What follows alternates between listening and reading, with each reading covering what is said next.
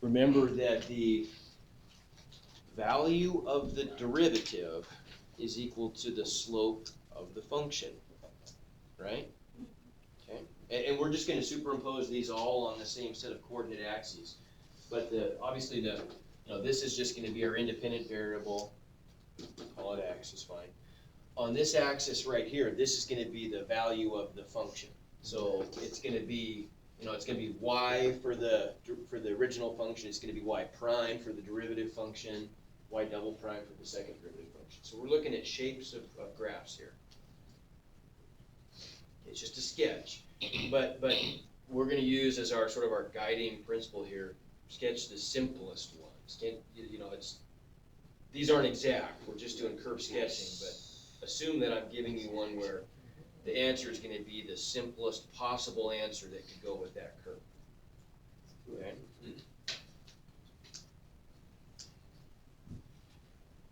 And it might help to be thinking in terms of tangent lines, right? At least in your head, you could sketch a few. Just in your head, you might do this.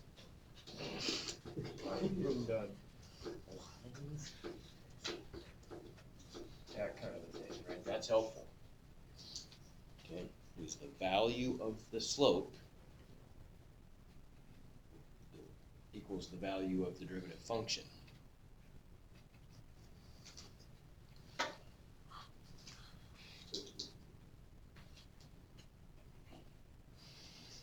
Okay, what do you think? 2x and 2. Say it again. 2x and 2. 2x for the, you mean for the red and the green? Yeah. Okay, yeah, so in terms of a shape then, the shape of the red curve, the first derivative curve, the starting value would be, what's the slope, what's the initial slope there? What's the slope of that tangent line? 0.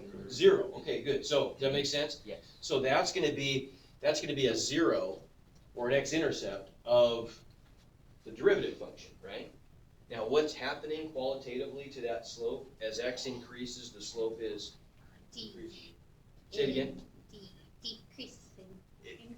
Well, increasing, right? Isn't it? Well, now isn't it increasing? Because these are positive. Or these are increasing line segments, right? Does that make sense? So it's from left to right. The ant's walking uphill, so they're positive slopes. Okay, but it's getting steadily greater. So we would assume that it's continuously increasing, or increasing steadily, you might say. So what's that going to look like? How do we draw a function that's increasing steadily? Yeah, it's just a line, right? Yeah. Right. It's not increasing at a varying rate like a curve. It's increasing uniformly. It's increasing by the same amount every time. Yeah. Same rise over same run. So it looks something like that, right? This guy has that. Okay. Makes sense? This guy totally has that. Are you okay with that? Yes. Yeah. Okay. All right, so there's the first derivative. Now the second derivative is just the derivative of the first derivative, right? So now we're going to do the same thing again, only this time slope of the red curve is the value of the green curve. Yes. Okay, well, what do you see about the slope of that red curve? It's constant. It's the same everywhere, isn't it, right? It's constant. It's a line, and so it just has the same slope. Is it positive or negative? Positive. Positive. So we get something like that, right? Oh, this guy. Okay. Close enough. Okay, let's do another one. These take a little practice, but once you get the hang of it, you start to see things I totally got it. this way. Okay, so how about change things slightly? How about this one? And these are ones that we've done. I'm going to throw some new ones at you too. How about that one? What? Oh, that's a good one. Take a second, just stare at that for a second before you jump into it. Maybe sketch your little tangents.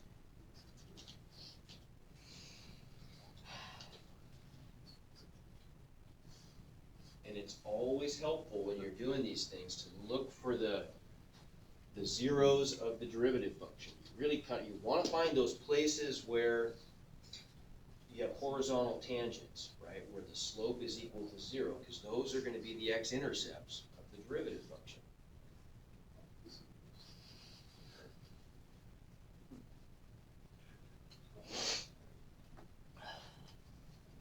All right, so what do you think? Starting with the slope of 0. 0. So we get horizontal tangent there, so we know that that's gonna be the value of the derivative, right? And then what's, if I look at these tangents now, what are they doing? Decrease. Yeah, they're decreasing uniformly. We'll assume simplest possible scenario, so they're decreasing uniformly. So then what's that look like? It's a line. Okay, it's gonna be, yeah, a line whose value is decreasing uniformly, right? It's getting more negative all the time. Okay, make sense? So then what's that make the second derivative? Straight line.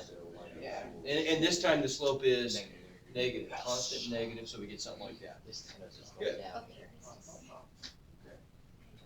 Okay, Mr. what's it? Williams, Yeah, could you like explain that one more time? 'Cause sure, I'm sure, really absolutely. lost. So once again, now listen, I'll say this real slowly, because this is important to get here.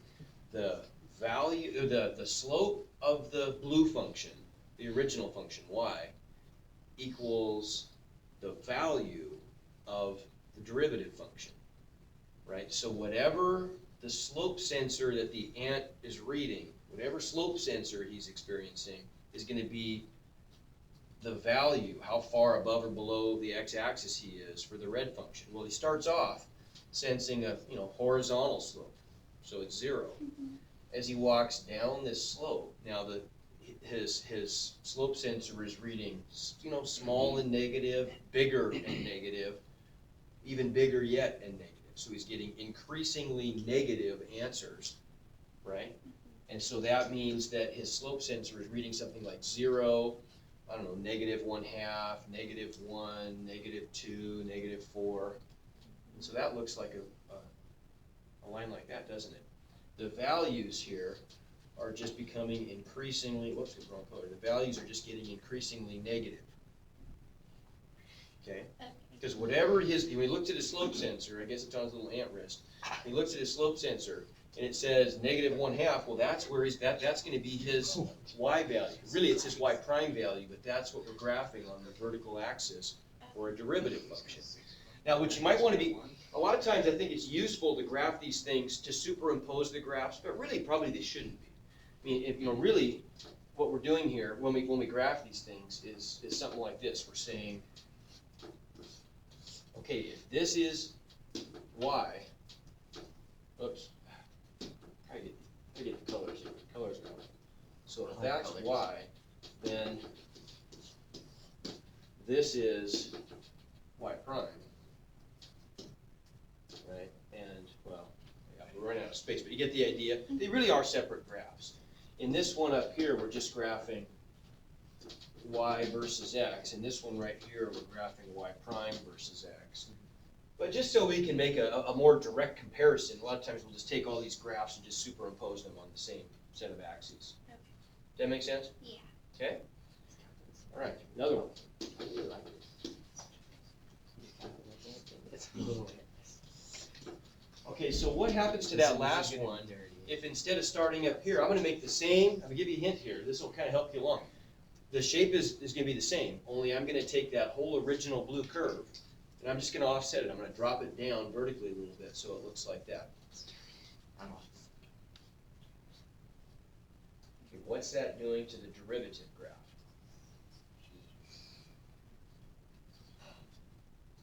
Right, we're comparing that to what we did right here. Only thing I did is I took that whole blue graph and just slid it down. Is that changing the slope readings that the ant gets when he walks along the curve? No. No, it doesn't, does it? No. The slope readings are independent of where he is on the XY plane. It makes no difference. The slope readings just deal with steepness of the curve, and that's it. Agreed? Okay, so then I'm gonna get the same results, aren't I? Yes. Right? This one's gonna start at 0, and they just get progressively steeper in a negative sense. You get more negative slopes. So I'm just gonna do that again and that again, right? Yes. All right, how about, let's do, you're getting pretty good at this. I better find something just a little bit tougher here, huh? Okay, so We'll how about, see. how about one like this? Challenge yourself. Oh, gosh. I am challenged. Now this is, yeah, I'm gonna give you another little hint on this. There's a couple ways you can go about this. Oh, no. I'll give you some hints about this one, because it's really, there's a lot of work to do. If you wanna just draw lots of little tangent lines, that's gonna take a while. You could do it, but there's a couple approaches to this.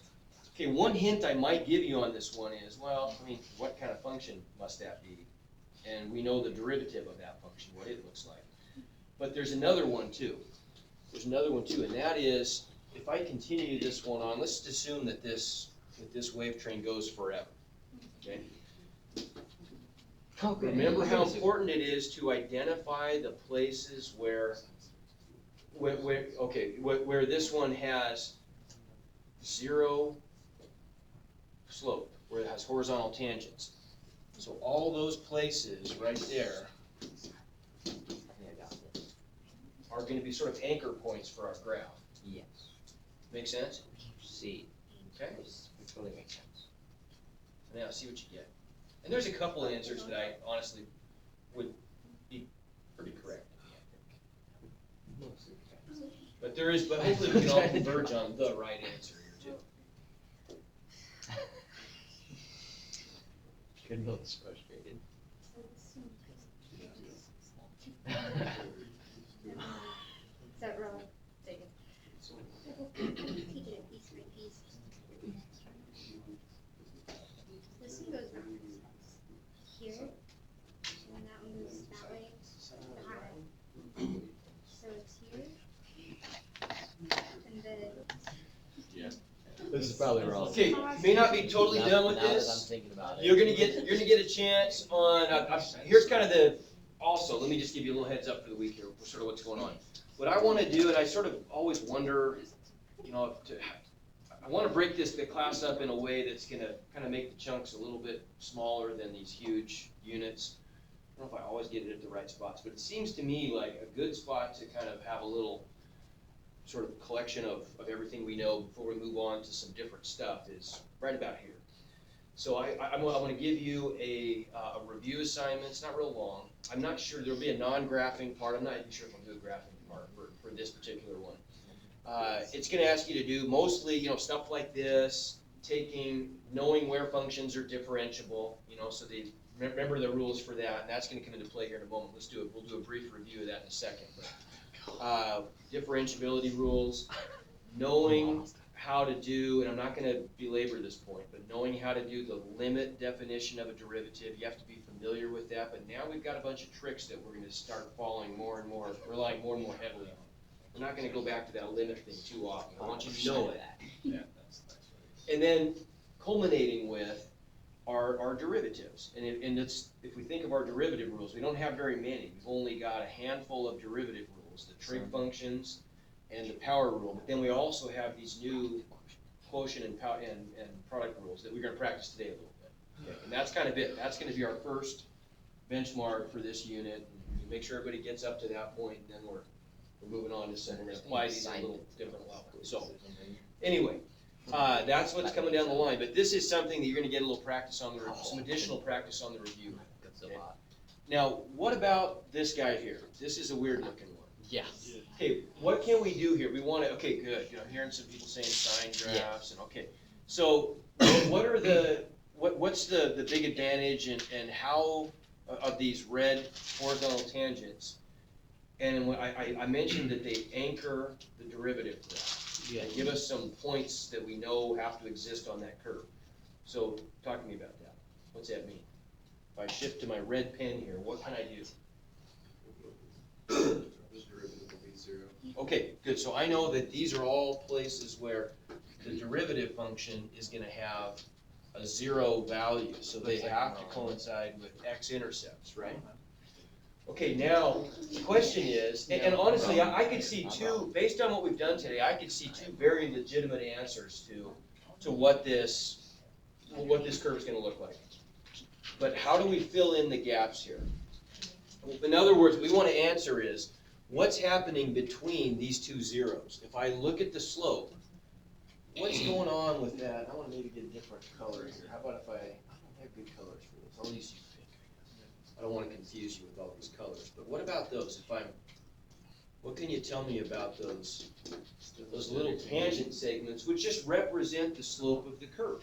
Now, keep in mind, when we do this, this is a good tool in calculus, but what we're really doing is we're taking some discrete snapshots to try to capture the overall behavior, right? The derivative is continuously changing. There are an infinite number of these little pink segments that I could draw, but I don't want to take the time to draw an infinite number because we'd be here infinitely long. So I'm just going to draw a few of them, and we'll just kind of connect the dots, so to speak, right? So what's going on with those? Okay, it looks like it's increasing, and the question is it steadily increasing or is it increasing as a curve? And I think either answer is legitimate based on what we talked about. If we assumed it was steadily increasing, it probably would do something like this, wouldn't it? Right? It's going to steadily increase up to some point, and then what? It looks like it goes up to some maximum right there, doesn't it? Right? Does that make sense? Okay, whoops, no, I'm sorry, I got that wrong, didn't I? Yep. Got that wrong. Oh, whoops, that's right. Okay, so it looks like it goes up to some maximum value and then it comes back to zero, so it looks something like that, if I assume it's steady. Agreed? Okay?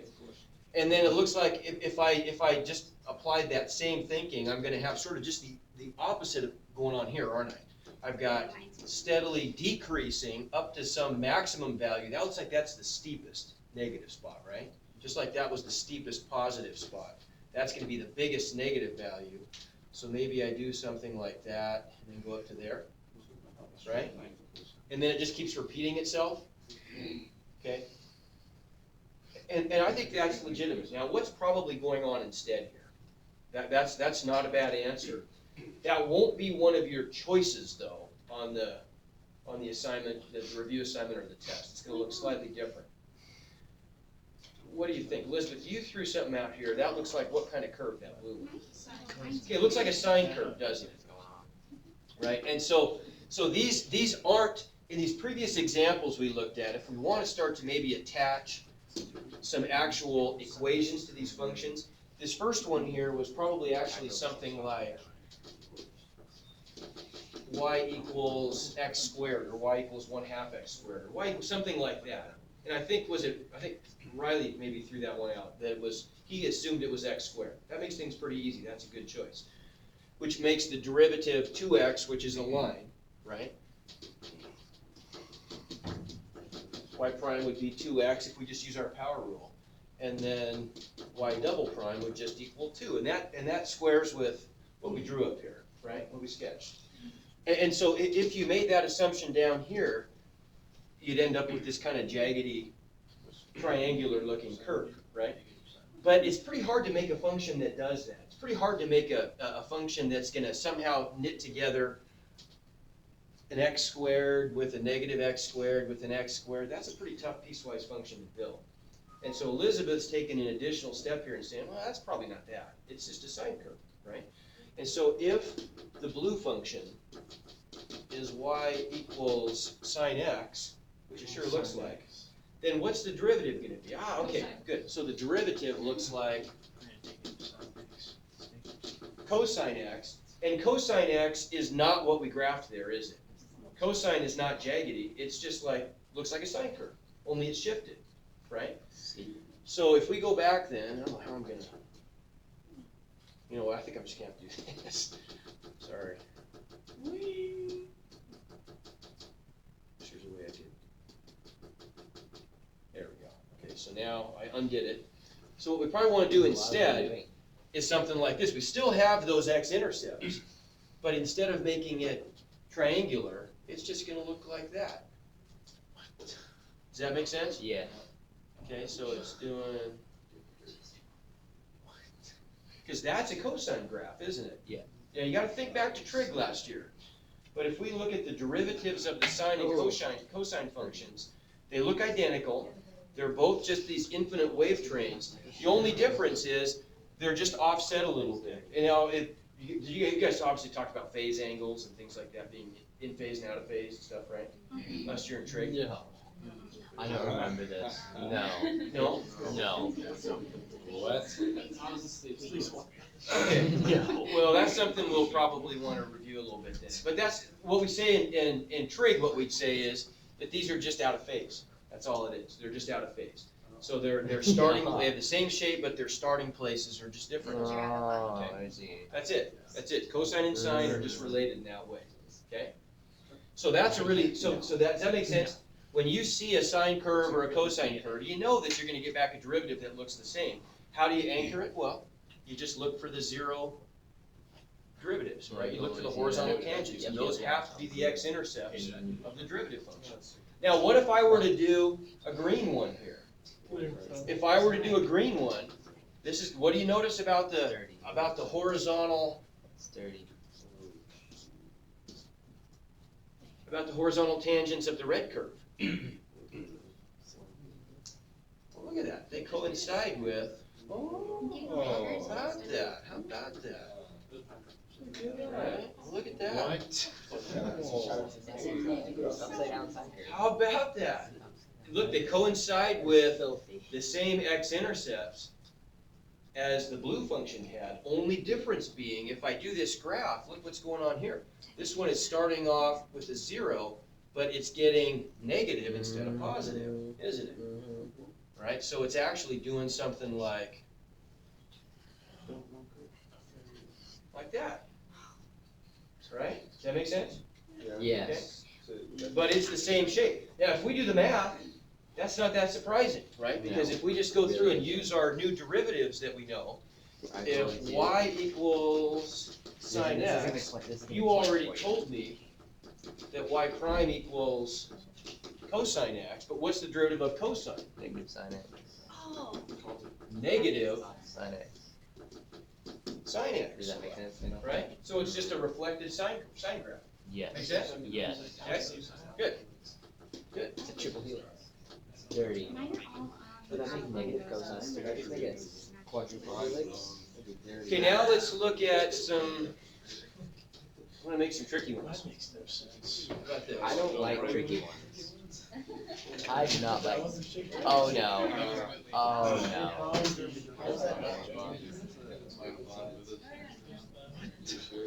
Oh, that is filthy. I don't like this. Oh God. Oh, Oh yeah. that's terrible. That Okay, is filthy. how about it? Take a second and talk about that. Now, real quick, let's do a quick review though before I unleash you here on this problem. Let's do a quick review of the places where functions are not differentiable. Remember what we said. You can't take the derivative at what places?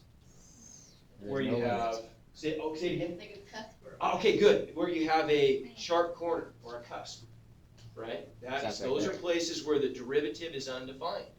So if you see a place like that and the derivative is undefined, what might you have to include in your graph of the derivative? If it's undefined, you've got to have a hole, right? Okay, good. What are the other places? We had some other weird ones. You can't define a derivative where, yes ma'am? Vertical tangents, good, because a vertical slope, remember, that's undefined. Yeah. Okay. Let's assume, even though some of these might look vertical, let's assume they're not, they're just steep. So there won't be any of those. There's one other one, and what's that? There's no limit. Say it again. Jump in the function, good. Yeah, good.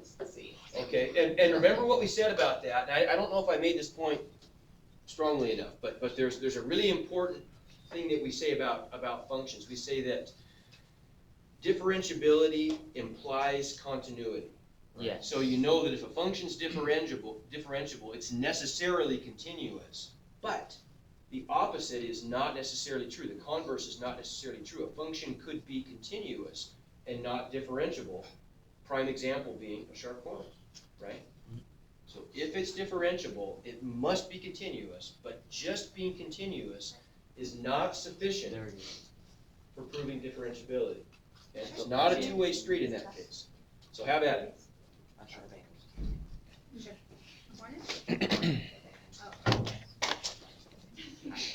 You betcha.